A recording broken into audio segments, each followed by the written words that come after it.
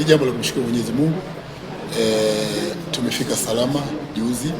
Naweza sema kuwa maandalizi so far so good. Jaribu kuangalia timu, vijana wote morali iko juu, na ukiangalia nilikuwa na wachezaji nafikiri wawili watatu ambapo walikuwa na majeruhi kidogo, walikuwa majeruhi, but saizi nafurahia kuwa kitengo cha daktari amejaribu kufanya pati yake, na naweza sema kuwa wachezaji wenyewe tumesafiri nao.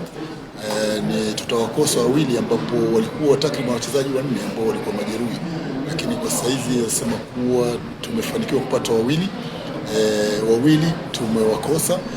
Nafikiri watakuwa ready kwa michezo inayokuja, lakini kwa wale ambao tuko nao hapa tumebeba kikosi kikubwa ambapo kuweza kuona kuwa kwa mechi mbili zote, mechi ya kwanza hii ya dhidi ya Fountain Gate tunajua timu nzuri na tunajua sehemu walipo ni namba tu hiyo, lakini najua mchezo utakuwa mzuri, maanake uwanja wa Sheikh Abed nafikiri ni uwanja mzuri.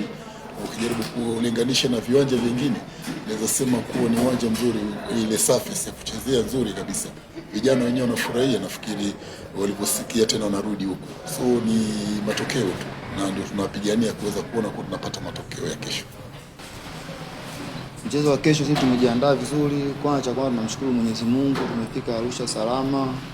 Mchezo wa kesho tunauhitaji sana. Kila mchezaji aliyokuja hapa Arusha katika grupu letu anajua thamani ya mchezo wa kesho, kwa sababu mchezo wetu kesho ni muhimu sana. Tunapaswa tushinde ili tusogee tuende sehemu nzuri zaidi. Kwenye issue ya hali ya hewa, kama wachezaji labda kwa Arusha hapa mmebadilisha mazingira, kwani sio changamoto? Hali ya hewa sio changamoto kwa sababu hali ya hewa tumeshaikopi. Tumekuja hapa mwanzoni hapa tulikuja tumeicheki hali ya hewa, na saizi tupo vizuri kabisa, ni hata hali ya hewa haitatusumbua kwa vyovyote vile. Lakini kikubwa siku ya kesho tunaomba Mwenyezi Mungu tuamke vizuri tu, lakini kila mchezaji ana hali ya mchezo mzuri sana katika mchezo wa kesho. Yaani kikubwa sisi tunataka pointi 3 ya kiufundi inaweza ikawaathiri vipi